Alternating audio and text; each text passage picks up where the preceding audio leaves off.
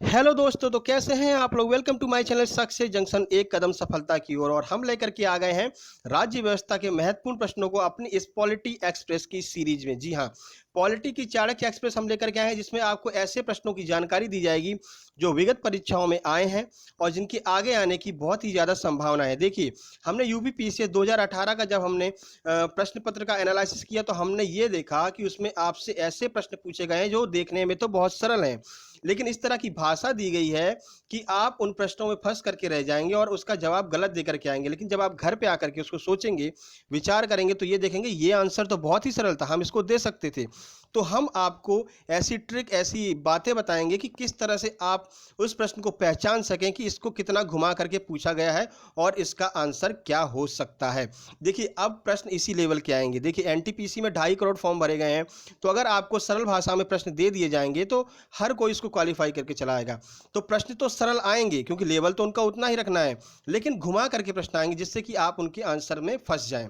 तो इससे पहले कि हम पॉलिटी की चाणक्य एक्सप्रेस शुरू करते हैं, आपको एक जानकारी दे देना चाहेंगे। देखिए, आज हमने जो वीडियो अपलोड की थी तो उसका आपका बहुत अच्छा रिस्पॉन्स मिला है, जिसमें कि हमने आपको बताया था कि कैसे किसी भी किताब को याद करें। अगर आपने ये वीडियो नहीं देखा है तो आप पिछली वीडियो जाकर के उसमें प्लेलिस्ट में जाकर के देख सकते हैं, हमारे चैनल के अंदर जाकर के देख सकते हैं कि कैसे कोई भी लूसेंट या फिर स्पीडी की किताब हमको याद करनी है।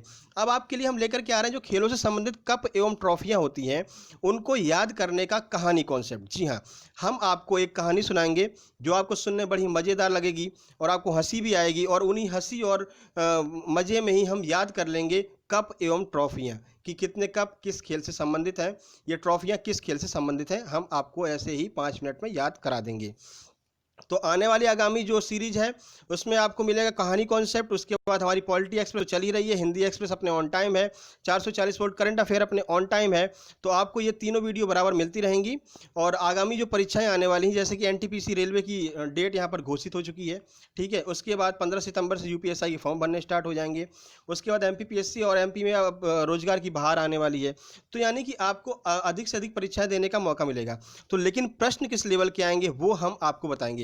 जो आखिरी के प्रश्न हैं हमारे, जो इस सीरीज में आखिरी के प्रश्न जो हैं इस प्रश्न पत्र में, उनमें हमने यूपीपीसीएस के जो प्रश्न अभी 2018 में आए थे और कितने घुमा करके आए थे, हमने उनको कवर किया है और उनको कन्वर्ट करके बताया है कि उसकी असली लैंग्वेज होती क्या है, जो हमने पढ़ रखी है, और जो एग्जामिनर ने पूछी है वो किस लैंग्वेज में पूछा है। तो जब आप इस पॉलिटी एक्सप्रेस में आ गए हैं तो हम आपको बता दें कि चाणक्य एक्सप्रेस में आपको क्या क्या सुविधाएं मिलने वाली हैं। तो देखिए, सभी प्रश्नों की विस्तार से हम आपको जानकारी देंगे, जिससे उस प्रश्न से संबंधित कोई अन्य भी प्रश्न आपसे पूछा जाए तो वो आपसे छूटना नहीं चाहिए, आप उसको करके ही आएंगे। प्रश्न कब और किस परीक्षा में आया है, प्रश्न के सामने ही दिया रहेगा, जिससे आपको पता चल जाएगी कि उस प्रश्न की महत्वता क्या है, यानी कि आगे वो प्रश्न आ सकता है। और सरल से सरल तरीका हम आपको बताने की कोशिश करेंगे, जिससे प्रश्न से संबंधित जानकारी आपके लंबे समय तक आपके दिमाग में बनी रहे। तो बिना समय गवाए आइए चलते हैं चाणक्य एक्सप्रेस की इन महत्वपूर्ण प्रश्नों की सीरीज पर। तो ये रहा आपके लिए पहला प्रश्न। जी हाँ, शुरू में आपको प्रश्न सरल लगेंगे, लेकिन जैसे जैसे आप आगे बढ़ते जाएंगे आपको इस प्रश्न पत्र का लेवल समझ में आता जाएगा। देखिए, भारत के राष्ट्रपति अपना त्यागपत्र किसको संबोधित करके देते हैं। यूपीएसआई 2017 का प्रश्न है। तो ऑप्शन देख लेते हैं। ऑप्शन ए है लोकसभा अध्यक्ष, ऑप्शन बी है प्रधानमंत्री, ऑप्शन सी है उपराष्ट्रपति, और ऑप्शन डी है सीजेआई यानी कि चीफ जस्टिस ऑफ इंडिया को। तो आइए इसका आंसर देख लेते हैं। इसका आंसर है सी, यानी कि उपराष्ट्रपति को। जी हाँ, भारत के राष्ट्रपति अपना त्यागपत्र उपराष्ट्रपति को देते हैं। तो आइए इससे संबंधित अतिरिक्त जानकारी हम जान लेते हैं। देखिए, भारत के राष्ट्रपति अपना त्यागपत्र उपराष्ट्रपति को देते हैं और उपराष्ट्रपति का यह कर्तव्य होता है कि वो इस बात की सूचना तुरंत लोकसभा या राज्यसभा में दे। जी हाँ, जब भारत के राष्ट्रपति उपराष्ट्रपति को अपना त्यागपत्र सौंपेंगे तो तुरंत ही उपराष्ट्रपति जाकर के राज्यसभा या लोकसभा में ये बता देगा कि भारत के राष्ट्रपति का पद जो है अब वो रिक्त हो चुका है, और फिर उसके बाद आगे की कार्रवाई होती है और उपराष्ट्रपति को राष्ट्रपति बना दिया जाता है। यानी कि भाई उपराष्ट्रपति तो एकदम बैठा ही रहता है, लाओ भाई त्यागपत्र दे रहे हो क्या भाई साहब, दो, बहुत अच्छी बात है, हम तो राष्ट्रपति बन जाएंगे। हाँ, तो खैर ये मजाक की बात थी। तो प्रश्न नंबर 2 की तरफ चलते हैं। उससे पहले हम आपको एक बात और बता दें, जो सीजीआई होता है वो राष्ट्रपति को शपथ दिलाता है, ना कि उनसे उनका त्यागपत्र मांगता है। यानी कि चीफ जस्टिस ऑफ इंडिया जो होता है वो राष्ट्रपति को शपथ दिलाने का कार्य करता है। प्रधानमंत्री के बारे में हमने आपको बता दिया है। प्रधानमंत्री लोकसभा में सत्ता पक्ष का नेता होता है, ठीक है। और लोकसभा अध्यक्ष जो है वो सदन की कार्रवाई का प्रतिनिधित्व करते हैं, ये तो आपको पता ही होगा। तो चलते हैं प्रश्न नंबर 2 की तरफ। प्रश्न नंबर 2 है, लोकसभा और राज्यसभा की संयुक्त बैठक किसके द्वारा आहूत की जाती है? इस प्रश्न में आप फंस सकते हैं। एमपीएसआई 2016 का प्रश्न है कि लोकसभा और राज्यसभा की संयुक्त बैठक किसके द्वारा आहूत की जाती है?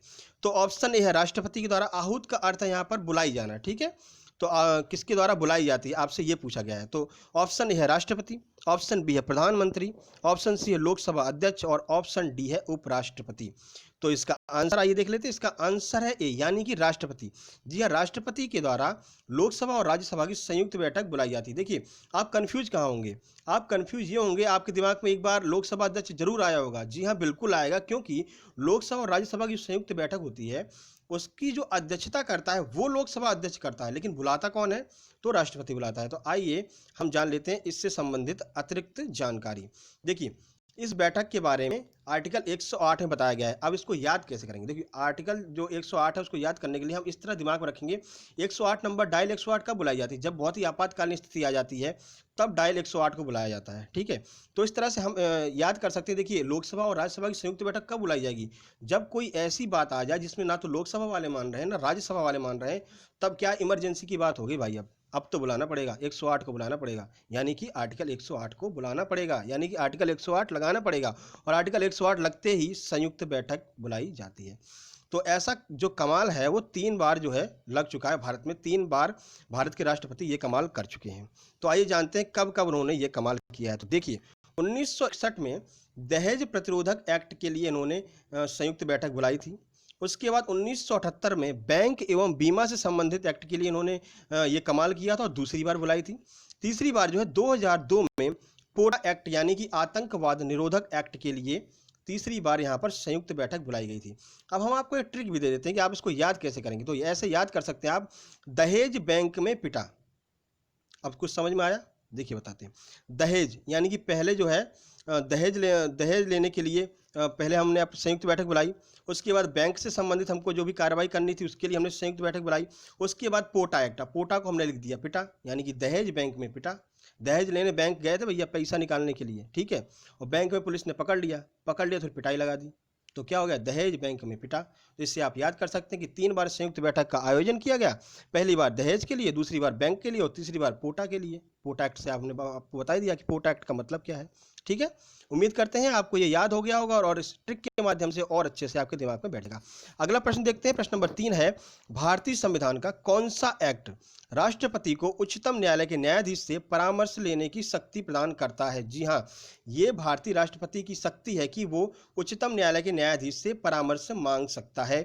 यूपीएसआई 2017 का प्रश्न है। तो आइए ऑप्शन की तरफ चलते हैं। ऑप्शन ए है आर्टिकल 129, ऑप्शन बी है आर्टिकल 132, ऑप्शन सी है आर्टिकल 143 और ऑप्शन डी है आर्टिकल 32। यानी कि ये 4 ऑप्शन आपको दिए हैं। तो अब आपको बताना इसमें से आपका आंसर क्या है। तो आंसर है इसका सी, यानी कि आर्टिकल 143। तो आइए इस प्रश्न से संबंधित अतिरिक्त जानकारी जान लेते हैं। हमको ये तो पता चल गया कि आर्टिकल 143 से ये शक्ति प्राप्त है, लेकिन बाकी के आर्टिकल दिए हैं उनके बारे में भी हम आपको बता देते हैं। देखिए, आर्टिकल 143 हमें यह बताता है कि राष्ट्रपति उच्चतम न्यायालय के न्यायाधीश से परामर्श मांग सकता है, और सीजेआई यानी चीफ जस्टिस ऑफ इंडिया का यह कर्तव्य होगा कि वो जो परामर्श मांग रहे हैं राष्ट्रपति जी, उनको आपको देना ही पड़ेगा, ठीक है। तो ये उसका कर्तव्य होगा। बाकी आर्टिकल के बारे में देख लेते हैं। देखिए, आर्टिकल 129 उच्चतम न्यायालय को अभिलेखीय न्यायालय घोषित करता है। अब अभिलेखीय न्यायालय से आपकी बात कुछ समझ में आ रही है? अभिलेखीय न्यायालय क्या होता है? जी हाँ, जैसे कि पहले कोई केस हो चुका है और उससे सेम टू सेम केस फिर से आया है, तो हम उसके लिए अलग से कोई बैठक नहीं बुलवाएंगे, अलग से हम उसके लिए कोई केस के लिए अलग से सीट बेंच नहीं बैठवाएंगे कि चलिए सुनिए, ये करिए, वो करिए। अगर वो सेम टू सेम है तो हम पिछले वाले केस को आधार मानते हुए इस केस का फैसला सुना देंगे।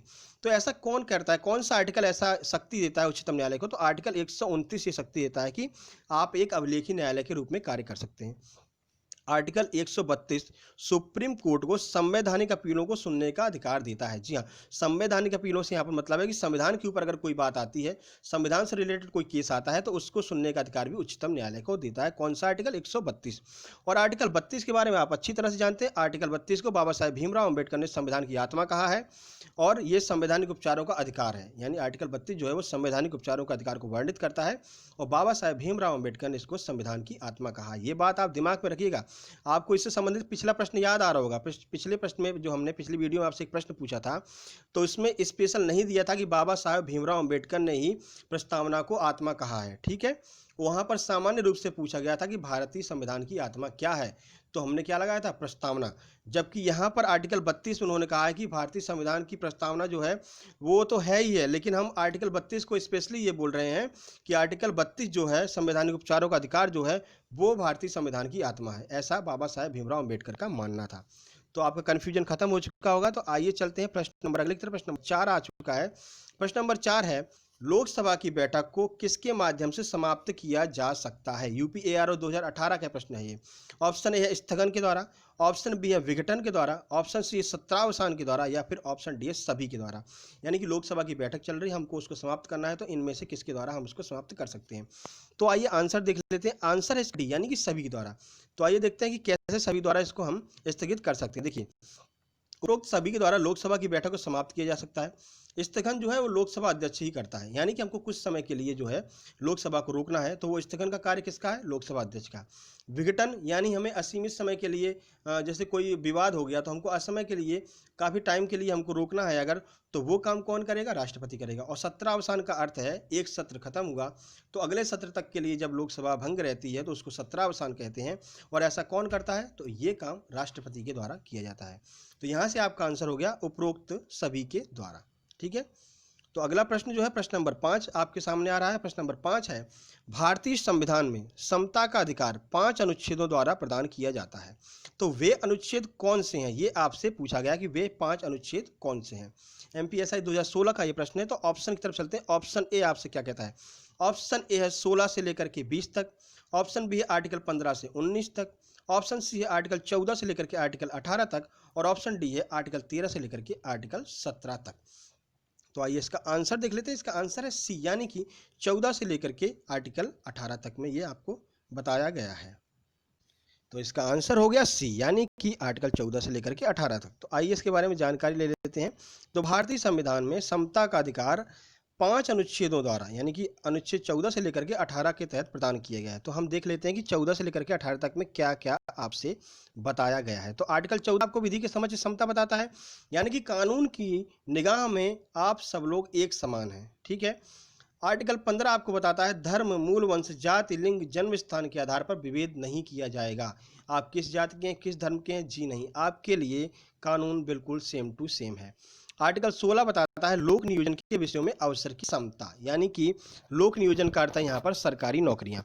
सरकारी नौकरियों में आपको अवसर की समानता दी जाएगी। ऐसा नहीं कि आप एससी से हैं तो आप फॉर्म नहीं भर सकते, आप ओबीसी से हैं तो आप फॉर्म नहीं भर सकते, जी नहीं, फॉर्म तो हर कोई भरेगा, ठीक है। बाकी की आगे की क्या बात है वो विवादित विषय, उसके बारे में हम बाद में बात करेंगे। आर्टिकल 17 आपसे क्या कहता है? आर्टिकल 17 कहता है अस्पृश्यता का अंत। जी हाँ, आपको छुआछूत की भावना से दूर रहना है। अस्पृश्यता का अंत यहाँ पर बताता है कि एससी, एसटी, ओबीसी या फिर अन्य कोई जाति के लोग हैं, इनसे आपको छुआछूत नहीं करना है, ठीक है। एक समानता पर आपको लाने की बात करता है, क्योंकि आर्टिकल 14 से 18 तक में समता की बात की गई, यानी कि सब लोग एक समान है, ये आपसे बोला गया है। तो इसी के बारे में आपको बताया गया। आर्टिकल 18 कहता है उपाधियों का अंत। जी हाँ, उपाधियों का अंत कर दिया गया, यानी कि अब कोई अपने नाम के आगे कुंवर साहब नहीं लगा सकते हैं, राजा साहब नहीं लगा सकते हैं, ठीक है। सिर्फ डॉक्टर और जो सेना के अधिकारी हैं वो लोग इसका उपयोग कर सकते हैं। डॉक्टर और सेना के अधिकारियों को छोड़ करके अन्य कोई जो है, जैसे डॉक्टर से मतलब यहाँ पर है ऐसे डॉक्टर नहीं, डॉक्टर से अर्थ है यहाँ पर शिक्षा से संबंधित, जैसे कोई पीएचडी कर लेता है तो वहाँ पर डॉक्टर का एक टाइटल दे दिया जाता है उनको, तो उस टाइटल से संबंधित है डॉक्टर, ठीक है। तो वो शिक्षा से संबंधित जो आपको उपाधियाँ दी गई हैं और जो आपको सेना द्वारा प्रदान की गई हैं, उन उपाधियों को छोड़ करके और कोई उपाधि अपने नाम के आगे आप नहीं लगा सकते हैं। ये आर्टिकल आपको 18 में दिया गया है। तो उम्मीद करते हैं यह प्रश्न आपको समझ में आ गया होगा। प्रश्न नंबर 16 की तरफ चलते। प्रश्न नंबर 16 है मौलिक अधिकारों के अंतर्गत कौन सा बच्चों के शोषण से संबंधित है? यूपीएसआई 2017 का प्रश्न है ये। तो ऑप्शन ए है अनुच्छेद 17, ऑप्शन बी है अनुच्छेद 18, ऑप्शन सी है अनुच्छेद 23, या फिर ऑप्शन डी है अनुच्छेद 24। तो आइए इसका आंसर देख लेते हैं। इसका आंसर है डी, यानी कि अनुच्छेद 24। देखिए, अनुच्छेद 17 में अस्पृश्यता का अंत बताया हमने आपको बता दिया, 18 उपाधियों का अंत बताया हमने आपको समझा दिया कि क्या है उपाधियों का अंत। 23 बचता है आपका। देखिए अनुच्छेद 23 में मानव के दुर्व्यापार और बलाश्रम का प्रतिषेध है, यानी कि जो मानवों का खरीद फरोख्त होती है उस पर रोक लगाया गया है और जबरदस्ती उनसे श्रम नहीं कराया जाएगा, इस बात पर रोक लगाया गया है मानवों के। आर्टिकल 24 जो है स्पेशली बताता है कि 14 वर्ष से कम आयु के जो भी बच्चे हैं उनसे आप कारखानों में कार्य नहीं करा सकते हैं। जी हाँ, 14 वर्ष से कम आयु के बच्चों से आप कोई भी काम कारखानों में नहीं करा सकते हैं। आर्टिकल 24 यह बताता है। तो अपना आंसर क्या हो गया? आर्टिकल 24 हो गया। प्रश्न नंबर 7 की तरफ चलते हैं। प्रश्न नंबर 7 है राज्यसभा कैसे भंग होती है? बिहार पुलिस 2017 का प्रश्न है कि राज्यसभा कैसे भंग होती है। आंसर हम आपको अभी नहीं बताएंगे, देखते हैं कि आप इसका आंसर क्या सोचते हैं। ऑप्शन ए है सभापति का कार्यकाल पूरा हो जाने पर। ऑप्शन बी है राष्ट्रपति 5 साल बाद स्वयं भंग कर दे। ऑप्शन सी है लोकसभा के साथ स्वतः समाप्त हो जाती है, या फिर ऑप्शन डी है इनमें से कोई नहीं। तो आंसर देख लेते हैं। आंसर है डी, यानी कि इनमें से कोई नहीं। अब आपको समझ में आ गया होगा कि राज्यसभा तो भाई साहब भंग होती ही नहीं है। लोकसभा भंग होती है, राज्यसभा तो भंग होती ही नहीं है। तो भंग नहीं होती तो आइए देखते हैं राज्यसभा कभी भंग नहीं होती। 5 साल बाद जो भंग होती है वो है लोकसभा, यानी कि राज्यसभा का कार्यकाल बराबर चलता रहता है। ठीक है, तो राज्यसभा के बारे में हमने आपको पिछली वीडियो में बताया है कि राज्यसभा का क्या कार्यकाल होता है, वहाँ के जो कर्मचारी काम करते हैं, वहाँ के जो संसद होते हैं, सांसद होते हैं, उनका कार्यकाल क्या होता है, जो सदस्य होते हैं उनका कार्यकाल क्या होता है, हमने आपको पिछली वीडियो में बता रखा है। तो उसके बाद चलते हैं प्रश्न नंबर 8 की तरफ। प्रश्न नंबर 8 है भारत के उच्चतम न्यायालय में न्यायाधीशों की संख्या वृद्धि की शक्ति किसके पास होती है? जी हाँ, न्यायाधीशों की संख्या वृद्धि अगर हमको करनी है, आवश्यकता लग रही है कि अब तो न्यायाधीशों की संख्या में वृद्धि करनी चाहिए, इतने ज़्यादा केस आने लगे हैं, बर्डन बढ़ गया है, तब फिर न्यायाधीशों की संख्या में वृद्धि की जाती है। तो ये शक्ति किसके पास है? कितना घुमा करके आपसे प्रश्न पूछा है एमपीपीएससी 2018। लेवल देखिए प्रश्न का। तो ऑप्शन ए है राष्ट्रपति के पास ये शक्ति है, ऑप्शन बी है प्रधानमंत्री के पास ये शक्ति है, ऑप्शन सी संसद के पास है, या फिर ऑप्शन डी है विधि मंत्री के पास में। तो इसका आंसर है सी, यानी कि संसद के पास में यह शक्ति है कि हमें न्यायाधीशों की संख्या को बढ़ाना है, कम करना है, कैसे करना है, वो संसद के पास में शक्ति है। तो आइए देख लेते हैं। देखिए न्यायाधीशों की संख्या में वृद्धि करने की शक्ति संसद के पास सुरक्षित है। तो भारत के स्वतंत्रता के बाद, जब भारत को स्वतंत्रता प्राप्त हुई थी उसके बाद देखते हैं कैसे कैसे सर्वोच्च न्यायालय में न्यायाधीशों की संख्या बढ़ाई गई। देखिए शुरुआत में संख्या 8 थी, उसके बाद 11 हुई, फिर उसके बाद बढ़ा करके 17 कर दी गई, उसके बाद 25 कर दी गई, और फिर अभी कुछ समय पहले तक 31 थी, और अब बढ़ा करके 33, यानी कि 33+1, यानी कि एक मुख्य न्यायाधीश और 33 अन्य न्यायाधीश। यानी कि अब जो वर्तमान में सर्वोच्च न्यायालय में न्यायाधीशों की संख्या है वो बढ़ करके हो गई है 34। 34 में 33 तो जो न्यायाधीश है और एक जो है वो सर्वोच्च न्यायालय का मुख्य न्यायाधीश है। चलते हैं प्रश्न नंबर अगला है, प्रश्न नंबर 9। प्रश्न नंबर 9 है सर्वोच्च न्यायालय का न्यायाधीश अपना त्यागपत्र किसे देता है? एमपीएसआई 2016 का ये प्रश्न है। तो ऑप्शन ए है राष्ट्रपति को, ऑप्शन बी है वरिष्ठतम न्यायाधीश को, ऑप्शन सी प्रधानमंत्री को, और ऑप्शन डी है लोकसभा अध्यक्ष को। भाई आंसर तो आपको पहले ही दिख गया, इसमें गड़बड़ हो गई, कोई बात नहीं। तो आपको बताना है कि राष्ट्रपति को दिया जाता है सर्वोच्च न्यायालय का न्यायाधीश अपना त्यागपत्र, या वरिष्ठतम न्यायाधीश को, या फिर लोकसभा अध्यक्ष को, या प्रधानमंत्री को। तो इसका आंसर है ए, यानी कि राष्ट्रपति को। यानी कि राष्ट्रपति को जाकर के अपना इस्तीफा सौंप देते हैं कि लो अब आप संभालो जिम्मेदारी, अब आपको बनाना है सर्वोच्च न्यायालय का अगला न्यायाधीश। तो आइए जान लेते हैं। तो CJI chief justice of India अपना त्यागपत्र राष्ट्रपति को संबोधित करते हुए देते हैं। सर्वोच्च न्यायालय के मुख्य न्यायाधीश को महाभियोग तत्सम प्रक्रिया से हटाया जा सकता है। जी हाँ, महाभियोग द्वारा नहीं हटाया जाता, महाभियोग तत्सम प्रक्रिया के द्वारा हटाया जाता है सीजेआई को। ठीक है, तो चलते हैं प्रश्न नंबर 10 की तरफ। प्रश्न नंबर 10 है भारतीय संविधान का प्रारूप तैयार करने वाली संविधान सभा के सदस्य को, यानी कि भारतीय संविधान का प्रारूप तैयार करने वाली संविधान सभा के सदस्यों के बारे में पूछा गया है। तो कैसे नियुक्त होते थे, कौन नियुक्त करता था, उसके बारे में पूछा गया है। तो ब्रिटिश संसद द्वारा नामित किया गया, ऑप्शन बी है गवर्नर जनरल द्वारा नामित किया गया, ऑप्शन सी है विभिन्न प्रांतों की विधानसभाओं से बुलाया गया, या फिर ऑप्शन डी है भारतीय राष्ट्रीय कांग्रेस और मुस्लिम लीग के द्वारा चुना गया। तो इसका आंसर देखते हैं। इसका आंसर है सी, यानी कि विभिन्न प्रांतों की विधानसभाओं के द्वारा ये जो बुलाया गया था। तो आइए विस्तृत जानकारी ले लेते हैं। देखिए सभी प्रांतों ने अपने अपने प्रांत से सदस्यों को भेजा था। जैसे कि उत्तर प्रदेश, जिसे उस समय संयुक्त प्रांत कहा जाता था, वहाँ से 55 प्रतिनिधि आए थे सर्वाधिक। मद्रास से 49 सदस्यों को भेजा गया था, और जो 93 सदस्य थे वो देशी रियासतों से आए थे। तो ये था आपके प्रश्न का आंसर। प्रश्न नंबर 11 की तरफ चलते हैं। प्रश्न नंबर 11 है भारतीय संविधान का प्रथम प्रारूप तैयार किया गया? जी हाँ, यूपी लोअर पीसीए 2018 का। अब यहाँ से प्रश्नों का लेवल आप खुद चेक कीजिए कि प्रश्नों का लेवल क्या है, कितना घुमा करके आपसे प्रश्न पूछा है। आंसर बिल्कुल सिंपल है, लेकिन प्रश्न बहुत कठिन है, क्योंकि भाषा जो है इसकी ये बहुत ही डिफिकल्ट भाषा में पूछा गया है। तो भारतीय संविधान का प्रथम प्रारूप तैयार किया गया किसके द्वारा? बी.आर. अम्बेडकर के द्वारा, बी.एन. राव के द्वारा, के. संथानम द्वारा, या फिर के.एम. मुंशी के द्वारा? हमने आंसर छुपा दिया है, क्योंकि हमें पता है आपका आंसर क्या आ रहा होगा, क्योंकि इस इतना कठिन इसको बनाया गया प्रश्न को, इसकी भाषा को, कि आप जो है आंसर गलत लगा करके आएंगे।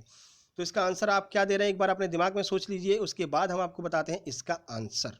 ठीक है, तो इसका आंसर आइए देख लेते हैं, थोड़ा नीचे जाना पड़ेगा। इसका आंसर है बी, यानी कि इसका आंसर है बी.एन. राव। जी हाँ, बहुत से लोग प्रारूप शब्द ही देखा और तुरंत बी.आर. अम्बेडकर लगा करके चले आए। बी.आर. अम्बेडकर साहब जो थे वो प्रारूप समिति के अध्यक्ष थे, पर यहाँ तो कुछ ऐसा पूछा ही नहीं गया है। यहाँ पूछा है भारतीय संविधान का प्रथम प्रारूप किसने तैयार किया था। तो आपको पता होना चाहिए जो बी.एन. राव थे वो जो है संवैधानिक सलाहकार थे। पहली बात, भारत का संवैधानिक सलाहकार कौन था? बी.एन. राव साहब थे।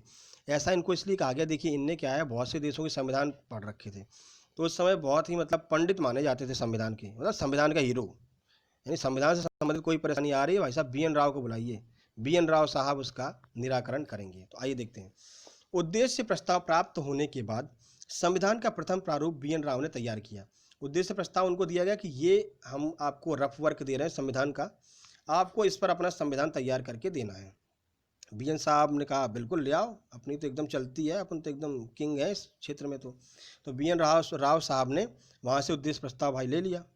फिर उन्होंने क्या किया, अपना दिमाग चलाया और अक्टूबर 1947 में संविधान सभा के सामने प्रस्तुत कर दिया अपना, लो भाई ये रहा तुम्हारा संविधान। उन्होंने अपने संविधान में 243 अनुच्छेद और 13 अनुसूचियां दी। ठीक है, इसकी जांच के लिए, और भारत सरकार अपना अलग से ही चालाक थी, उसने क्या किया कि तुम लेकर तो आओ, इस बार तुम्हारा टेस्ट लेंगे। तो इसके लिए उन्होंने क्या किया कि 29 अगस्त को 1947 को ही एक समिति बना दी, प्रारूप समिति, और बाबा साहब भीमराव अम्बेडकर को उसका बना दिया अध्यक्ष। ये भी बहुत पढ़े लिखे, एकदम नॉलेज में एकदम परिपक्व थे। उन्होंने कहा आओ तुमको देखते हैं। तो भाई उनके सामने ले जा करके उनका जो संविधान का जो रफ वर्क था जो बना करके दिया था उन्होंने उनके सामने रख दिया गया, बाबा साहब भीमराव अम्बेडकर के सामने। तो उन्होंने क्या किया, कुछ संविधान में संशोधन किए, और जो संशोधन हुए तो उन्होंने जब प्रस्तुत किया तो उन्होंने दिया 243 अनुच्छेद और 8 अनुसूचियाँ। उन्होंने भाई उनकी 5 अनुसूचियाँ काट दी कि ये नहीं चलेंगी भाई साहब, इनको आप वापस ले जाइए, किसी और संविधान को दे दीजिए, आप तो करते ही रहते हैं, एकदम अध्ययन करते रहते हैं, कोई दिक्कत ही नहीं है।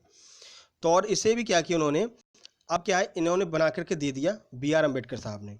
तो इन्होंने प्रांतों की विधानसभाओं को भेजा गया कि प्रांतों की विधानसभा जो थी अलग अलग प्रांतों की, उनको दिया गया कि ये लीजिए, ये हमारा संविधान जो है बनने वाला है, क्योंकि सबसे जानकारी लेना जरूरी था, सबकी सहमति जरूरी थी। भारत नया नया आज़ाद हुआ था तो अपनी नहीं चला सकते थे, सबकी सहमति जरूरी थी। अब वहाँ पर अलग अलग से भाई कानून विद्वान बैठे हैं, उन्होंने क्या किया, बी.आर. अम्बेडकर साहब के जो संविधान दिया था 7,500 संशोधन पेश कर दिए। भाई साहब इसमें 7,500 संशोधन कीजिए, उसके बाद हम मानेंगे। बी.आर. अम्बेडकर साहब का दिमाग खराब कि ये क्या यार। उन्होंने कहा ठीक है मान लेते हैं, तुम्हारी बात भी मान लेते हैं। तो उन्होंने क्या किया, उस 7,500 संशोधन में से 2,476 को मान्यता दे करके और फाइनल संविधान प्रस्तुत कर दिया कि ये रहा तुम्हारा संविधान। ठीक है, तो संविधान का निर्माण हो गया। अब जो नया संविधान बना फाइनल, उसमें क्या था, उसमें थे 22 भाग, 395 अनुच्छेद और 8 अनुसूचियां उसमें दी हुई थी। ठीक है, आपको ध्यान रखना, 22 भाग, 395 अनुच्छेद और 8 अनुसूचियां दी हुई थी। ठीक है, तो ये हमारा फाइनल जो है बना हुआ संविधान था। प्रश्न नंबर 22 की तरफ चलते हैं। प्रश्न नंबर 12 है, भारत को संविधान देने का प्रस्ताव संविधान सभा द्वारा पारित किया। फिर से एक बार आप घूम जाएंगे इसमें, क्योंकि ये फिर से लैंग्वेज वाला प्रश्न है। भारत को संविधान देने का प्रस्ताव संविधान सभा द्वारा पारित किया गया था कब? तो ऑप्शन ए है 22 जनवरी 1946 को, ऑप्शन बी है 22 जनवरी 1947 को, ऑप्शन सी है 20 फरवरी 1947 को, ऑप्शन डी है 26 जुलाई 1946 को। देखिए भारतीय संविधान को संविधान देने का प्रस्ताव, अब इसमें क्या था कि संविधान बनाना था, तो यहाँ पर बात हो रही उद्देश्य प्रस्ताव की। इतना घुमा करके आपको लैंग्वेज दी है कि संविधान देने का प्रस्ताव, और संविधान देने का प्रस्ताव क्या था, उद्देश्य प्रस्ताव की बात हो रही है, जो भी हमने आपको ऊपर बताया है। जी हाँ, यहाँ पर उद्देश्य प्रस्ताव की बात हो रही है, और संविधान द्वारा उद्देश्य प्रस्ताव कब पारित किया गया था ये आपसे पूछा जा रहा है। तो यहाँ पर हम आपको डिकोड करके बताएंगे कि ये जो प्रश्न आपसे पूछा है उसकी लैंग्वेज क्या है, एग्जामिनर का क्या सोचना है, और जबकि अभी तक जो हम पढ़ते आए हैं वो लैंग्वेज हम क्या पढ़ते आए हैं। यानी कि प्रश्न तो वही पूछा है लेकिन घुमा करके पूछा है आपसे, इतनी कठिन लैंग्वेज बना करके पूछा है। अभी का ये प्रश्न है यूपी पीसी 2018 जो अभी एग्जाम का जो है रिजल्ट आया, अभी फाइनल रिजल्ट आया, हमने उसके प्रश्न पत्रों को जब एनालिसिस किया वहाँ से हमने देखा इस प्रश्न को कितना घुमा करके आपसे पूछा गया। तो इसका आंसर देख लेते हैं। आंसर बी यानी 22 जनवरी 1947 को जो है संविधान सभा द्वारा पारित कर दिया गया था कि भारत को एक संविधान बनाना है। आइए इसके बारे में संपूर्ण जानकारी ले लेते हैं। देखिए, उद्देश्य प्रस्ताव 13 दिसंबर 1946 को ले आया गया। कौन लेकर के आया था? जवाहरलाल नेहरू जी लेकर के आए थे कि ये भाई हमको बनाना है संविधान और ये रहा उद्देश्य प्रस्ताव, इसके आधार पर आप बनाएंगे। कब लेकर के आए? 13 दिसंबर 1946 को। अब चलता रहा भाई, और 18 दिसंबर 1946 तक इस पर बहस ही चलती रही, बहस चलती रही, क्या करना क्या नहीं करना। फाइनल ये हुआ कि इसको टाल दो। क्यों टाल दो? क्योंकि उस समय जो है मुस्लिम लीग जो है उसने इस संविधान सभा में हिस्सा नहीं लिया।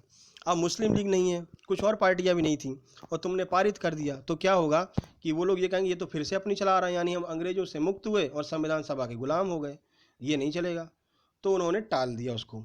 चलता रहा भाई, लेकिन जब काफ़ी इंतजार किया गया, मुस्लिम लीग को काफ़ी कहा गया कि देख लो हम संविधान बना रहे हैं, फिर बाद में कुछ मत करना, देख लो ये संविधान ऐसे बन रहा है, पर वो आई नहीं आए तो उन्होंने इंतजार भी नहीं किया फिर ज़्यादा। तो काफ़ी इंतजार के बाद मुस्लिम लीग शामिल नहीं हुई, तो 22 जनवरी 1947 को पारित कर दिया गया और BN राव साहब को सौंप दिया गया। उसके बाद आगे क्या हुआ हमने आपको पिछले प्रश्न में बता दिया है। BN राव साहब लेकर के गए, उन्होंने बनाया, जो भी आगे हुआ वो हमने आपको पिछले प्रश्न में बता दिया है। ठीक है, तो कब पारित किया गया? 22 जनवरी 1947 को पारित किया गया।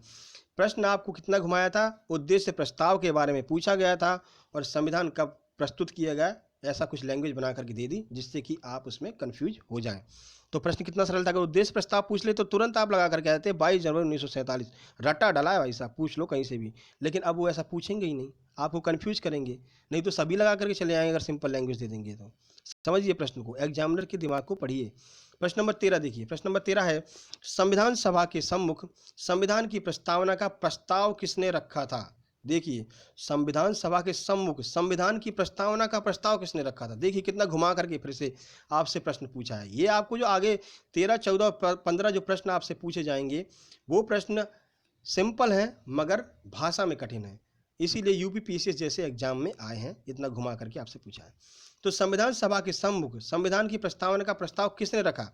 अभी हमने जस्ट आपको बताया है, फिर से उद्देश्य प्रस्ताव की बात की जा रही है यहाँ पर। तो उद्देश्य प्रस्ताव के बारे में हमने आपको पूरी चर्चा ही बता दी, पूरी ऊपर से लेकर नीचे तक बता दिया वो उद्देश्य प्रस्ताव क्या है। तो ऑप्शन ए है जवाहरलाल नेहरू, ऑप्शन बी है BR अम्बेडकर, ऑप्शन सी है BN राव, और ऑप्शन डी है KM मुंशी। अगर आपने इससे जस्ट ऊपर वाला प्रश्न ध्यान से सुना होगा तो इस प्रश्न का आप आंसर दे चुके होंगे। यही फायदा है अगर आप प्रश्नों को ध्यान से सुनते हैं। तो जी हाँ, इसका आंसर है जवाहरलाल नेहरू। हमने आपको अभी बताया ही था कुछ समय पहले कि जवाहरलाल नेहरू उद्देश्य प्रस्ताव लेकर के आए थे। ऑप्शन ए देख ही रहे हैं आप। तो 13 दिसंबर 1946 में संविधान सभा के सम्मुख उद्देश्य प्रस्ताव रखा गया, जिससे ही संविधान की प्रस्तावना का निर्माण हुआ है। ठीक है, और यही आपसे पूछा गया है। और इस समय क्या था, जवाहरलाल नेहरू अंतरिम सरकार के उपाध्यक्ष थे। तो अध्यक्ष कौन था? दिमाग में तुरंत प्रश्न आएगा। तो उस समय अध्यक्ष थे लॉर्ड माउंटबेटन, और उपाध्यक्ष कौन था?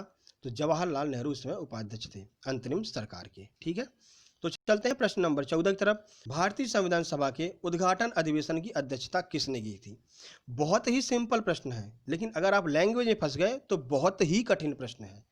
भारतीय संविधान सभा के उद्घाटन अधिवेशन की अध्यक्षता किसने की थी? आइए ऑप्शन देख लेते हैं, अपने आप आपको समझ में आ जाएगा। ये भी UPPSC 2018 का प्रश्न है। तो ऑप्शन ए है doctor Rajendra Prasad, option B है डॉक्टर सच्चिदानंद सिन्हा, ऑप्शन सी है BR अम्बेडकर, और ऑप्शन डी है जवाहरलाल नेहरू। तो इसका आंसर है सच्चिदानंद सिन्हा। अगर आपसे ये पूछा जाता कि भारतीय संविधान के संविधान सभा के प्रथम अधिवेशन की बैठक की जो है अध्यक्षता किसने की थी, तुरंत बोलते आप भाई सच्चिदानंद सिन्हा, क्योंकि रटा डला है, तुरंत बताते आप आंसर। पर उनने पूछा ही नहीं, उनने ये कह दिया भारतीय संविधान सभा के उद्घाटन अधिवेशन की अध्यक्षता किसने की थी। ठीक है, अब आप बताओ आंसर। एग्जामिनर काफ़ी आगे निकल चुका है, पढ़े लिखे पहुँचने लगे, ऐसा नहीं।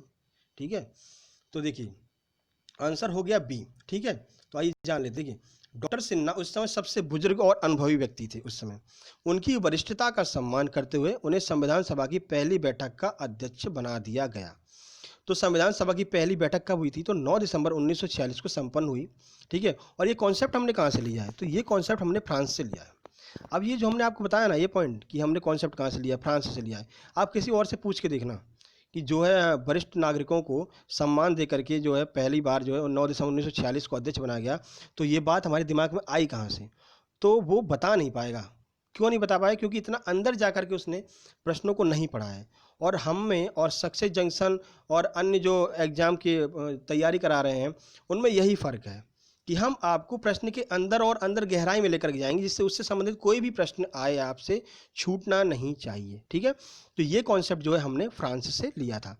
आइए और आगे जानते हैं। तो संविधान सभा की जो अगली बैठक थी 11 दिसंबर 1946 को संपन्न हुई, जिसमें कि डॉक्टर राजेंद्र प्रसाद को स्थायी अध्यक्ष बना दिया गया, यानी कि परमानेंट अध्यक्ष जो है अब डॉक्टर राजेंद्र प्रसाद जी बन चुके थे। ठीक है, तो प्रश्न नंबर 15 देखते हैं।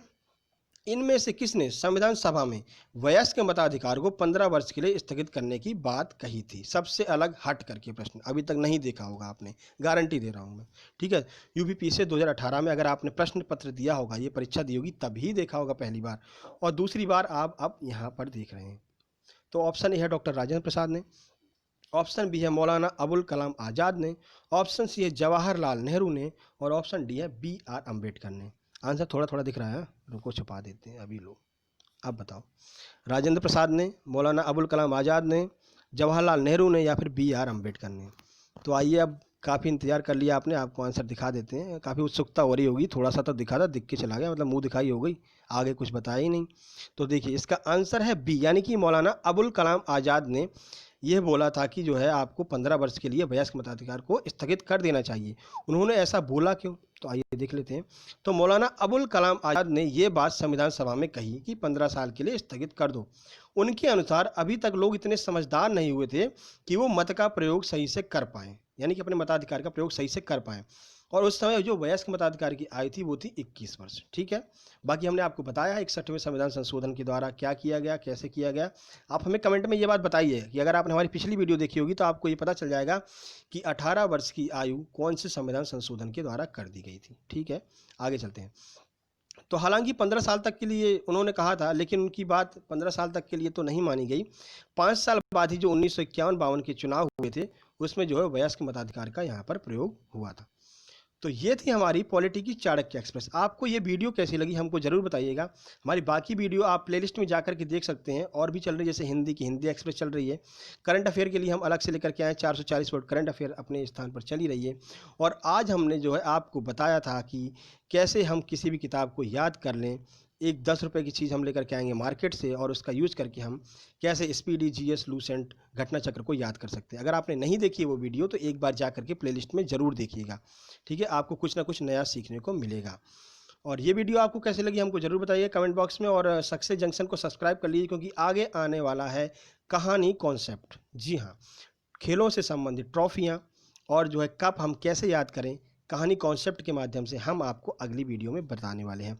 फिलहाल कल हमारी आने वाली है हिंदी एक्सप्रेस की महत्वपूर्ण वीडियो, जिसमें हम हिंदी के प्रश्नों की बात करेंगे। यूपीपीसीएस को विशेष गौर किया गया है, यूपीपीसीएस में हिंदी के प्रश्न कैसे आए थे, तो उन पे बात बताई जाएगी आपको, और उनके बारे में अतिरिक्त जानकारी दी जाएगी। एक प्रश्न से 4 प्रश्न कैसे बनाएं, कैसे उसका आंसर निकालें, आपको ये बताया जाएगा। तो मिलते हैं अगली वीडियो में, तब तक के लिए नमस्कार।